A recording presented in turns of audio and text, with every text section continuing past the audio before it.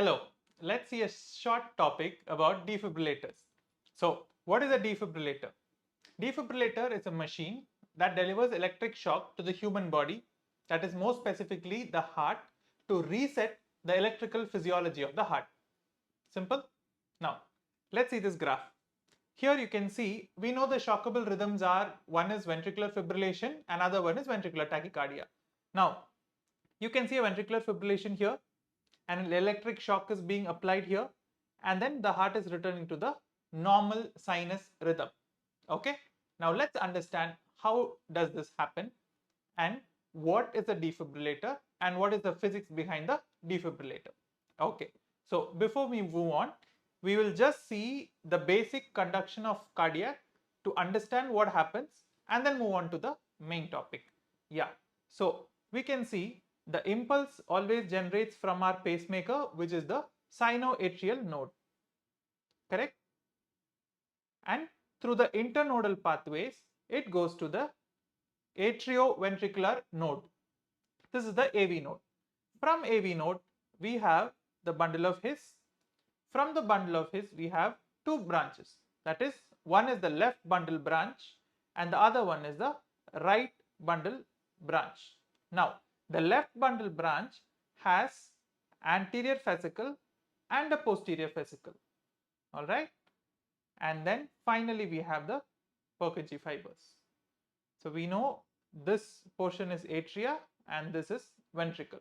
Now let's understand how does this correspond to the ECG waveform. ECG waveform, we know it composes of P, Q, R, S and T.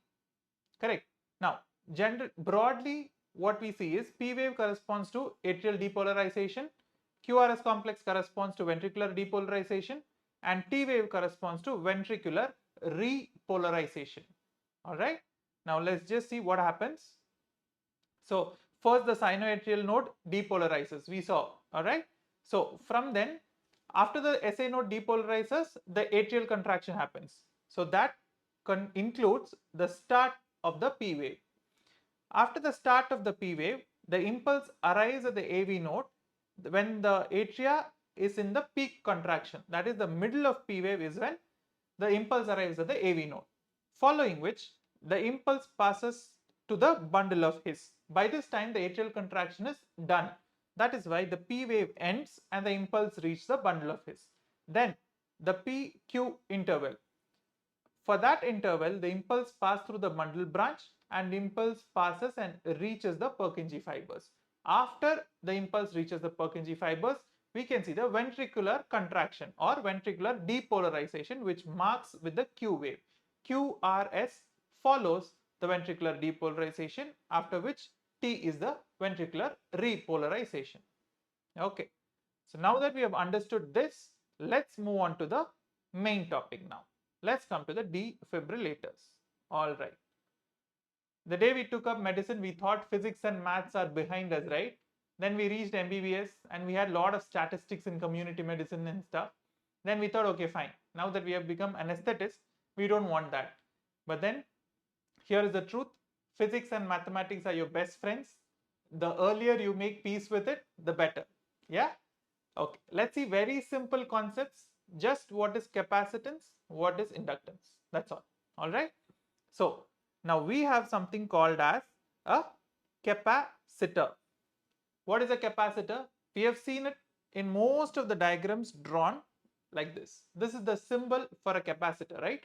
So let's just explain or define the capacitor based on this symbol. So capacitor consists of two conducting plates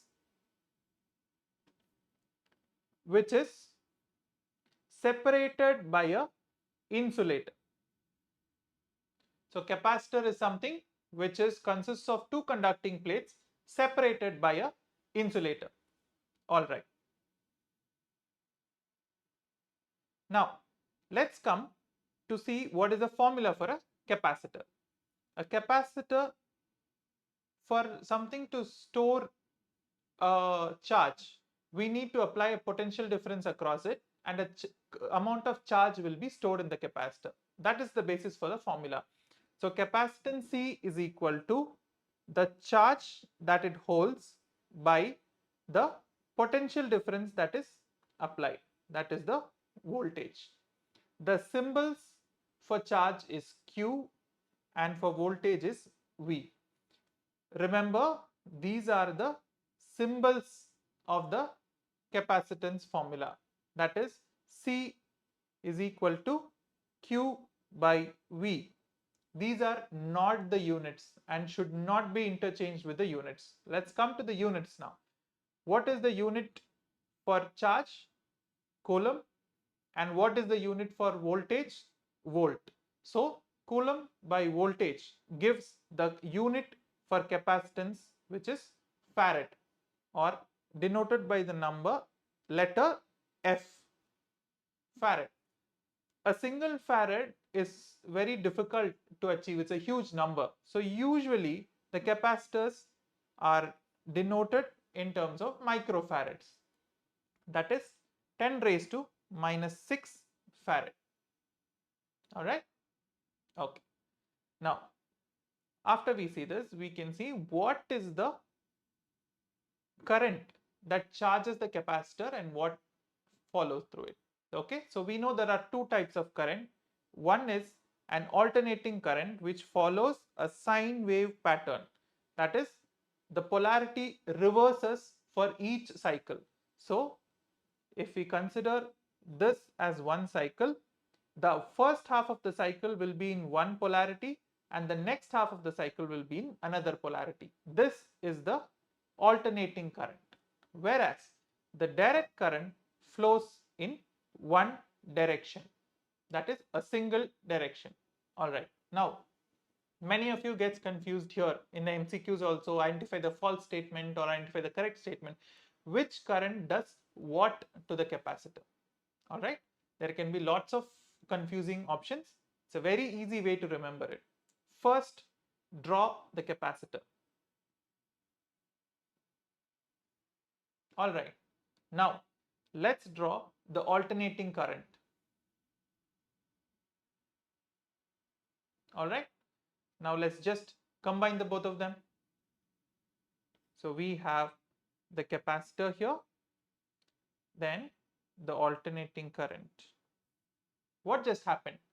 The alternating current passed through the capacitor, which means the capacitor does not have a resistance to the alternating current. Understood? Let's see what happens with a direct current. A direct current is coming. What happened? This blocks DC or direct current, which means direct current cannot be passed through the capacitor, whereas an alternating current can pass through the capacitor. All right. So no resistance for alternating current, but high resistance for direct current. Now, one more point to be noted is, if alternating current passes and direct current gets blocked, which one charges the capacitor? That is the most important part we have to know.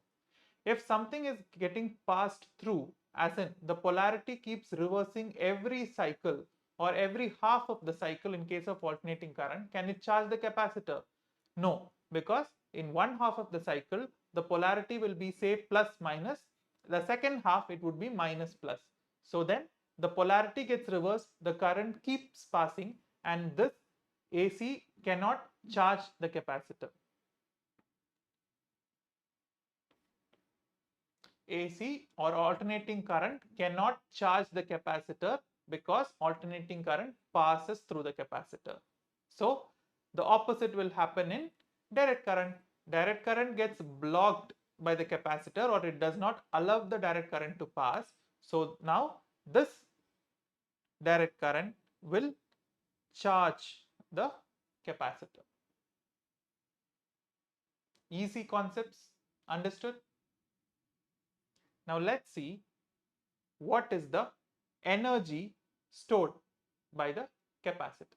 So energy is equal to formula is half Q into V. That is half charge into the volt. Now, we also know C is equal to Q by V.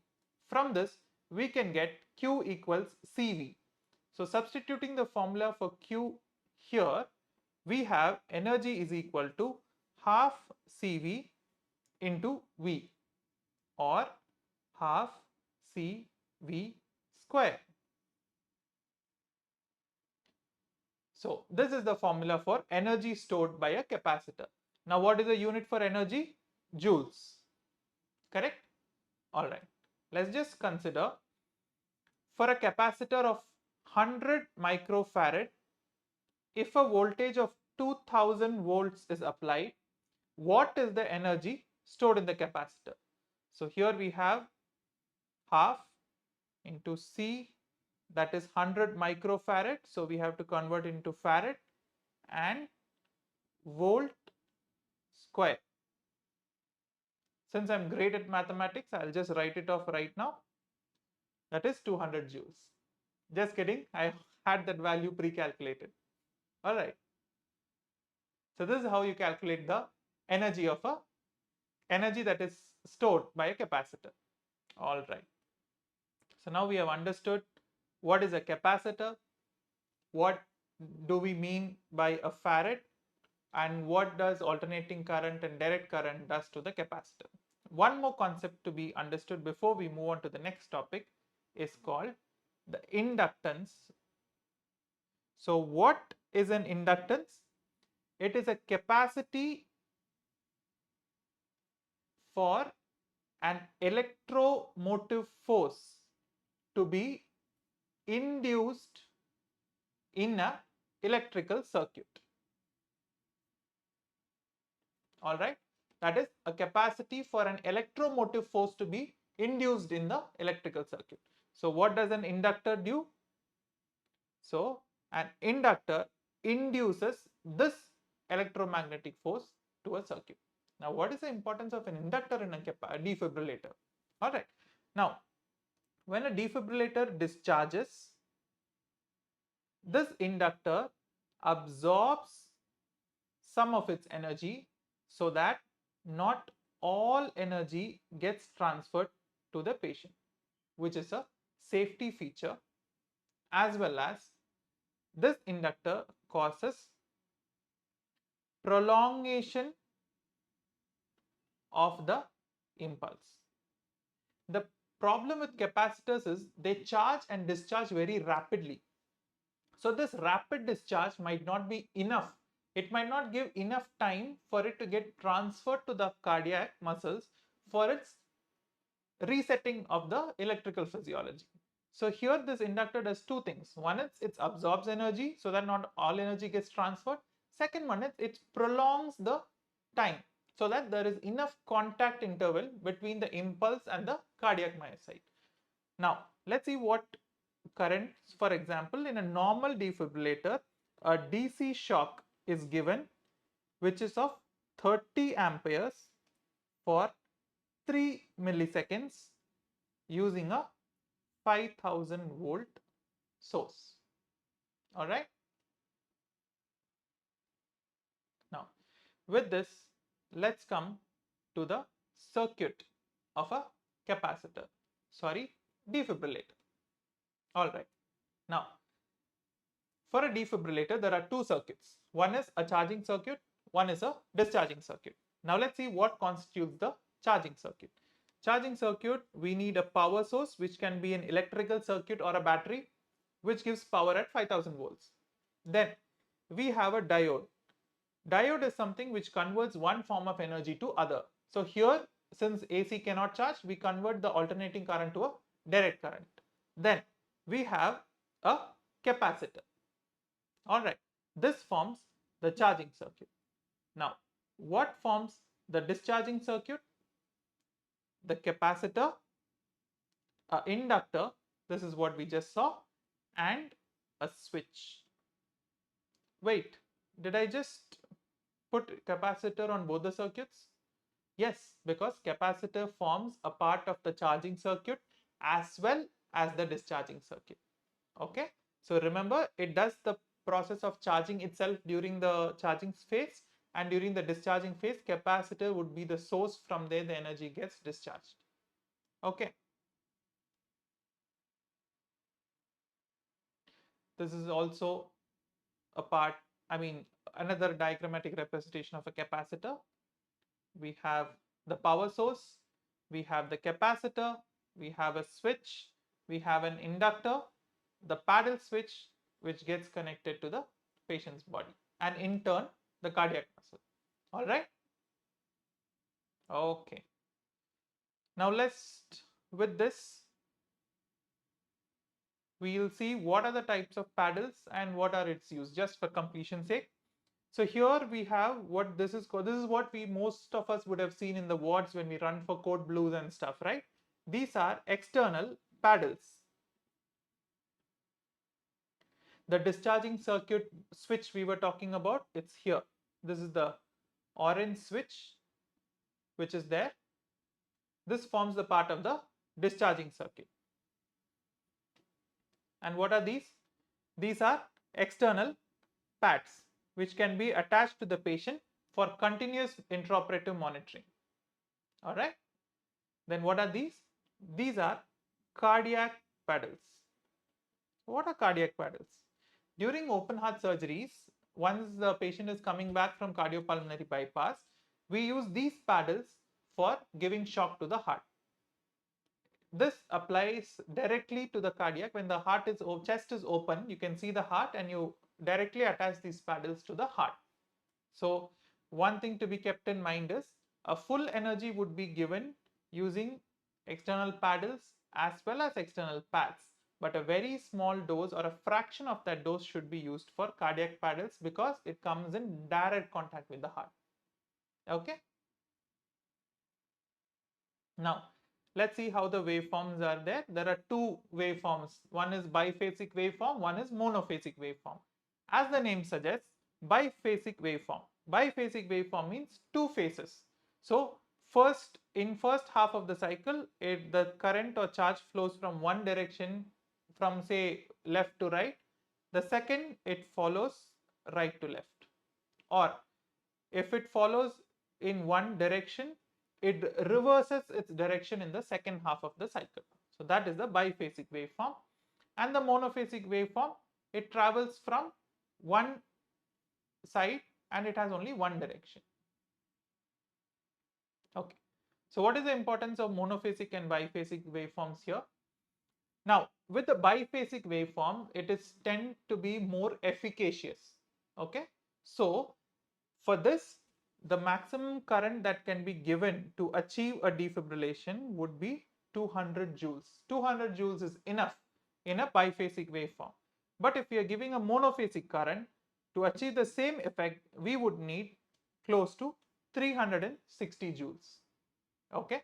And when it comes to pediatrics, it is usually the doses 2 joules per kg body weight up to a maximum of 50 joules.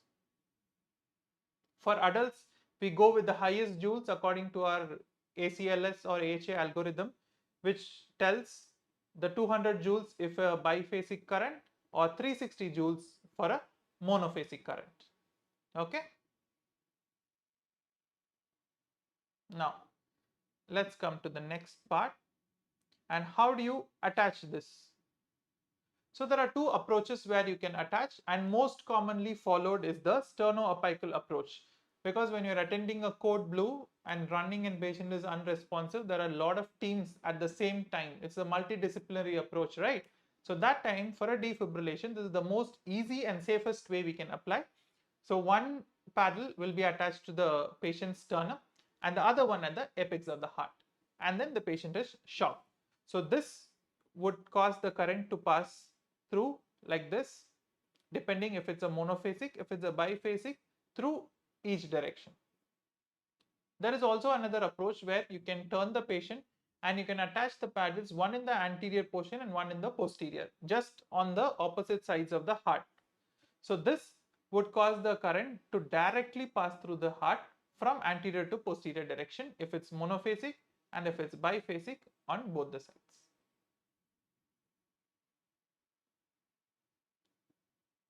Okay. Now let's come to certain aspects or troubleshooting aspects of defibrillation uses. So we saw in children the dosage was 2 joules per kg up to a maximum of 50 joules, and usually a child size pads are usually available for defibrillation. If child size pad is not available, you can use adult size pads, external pads or paddles. Okay. And in case of wet person, if you see the person is wet, or as in the scenario the person is wet, we have to make sure the patient is out of that field, or else when you're shocking the patient, the entire circuit can get electrocuted. Then an important aspect, what to do if the patient already has a pacemaker.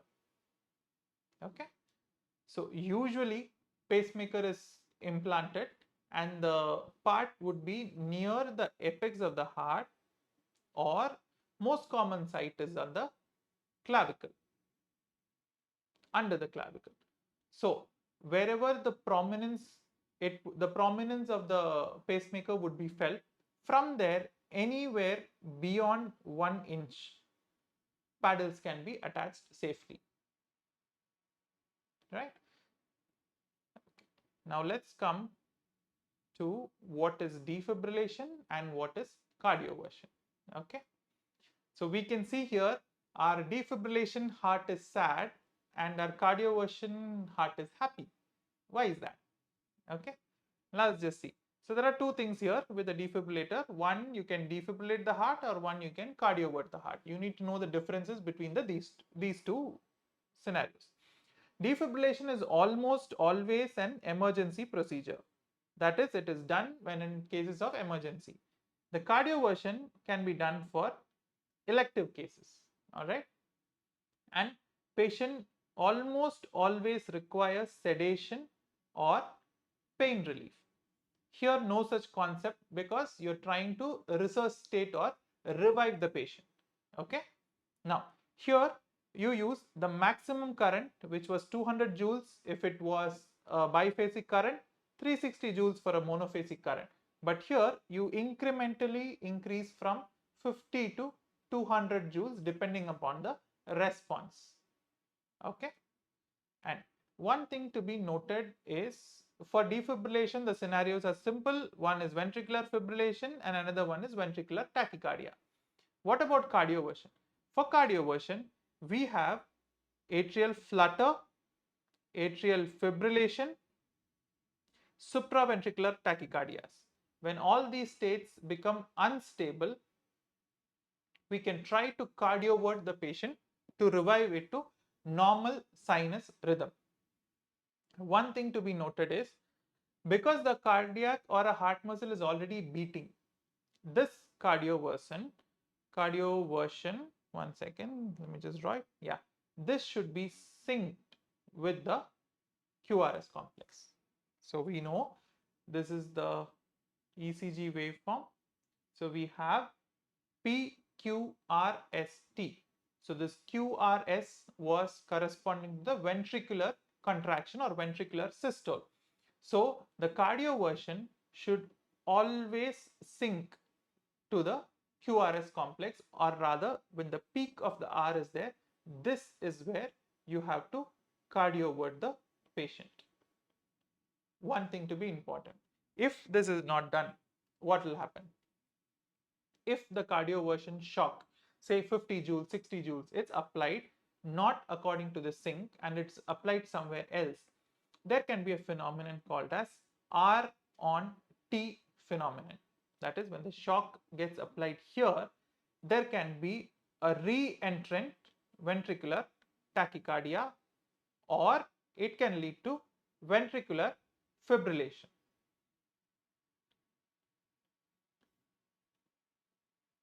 So this concludes our discussion about the defibrillators.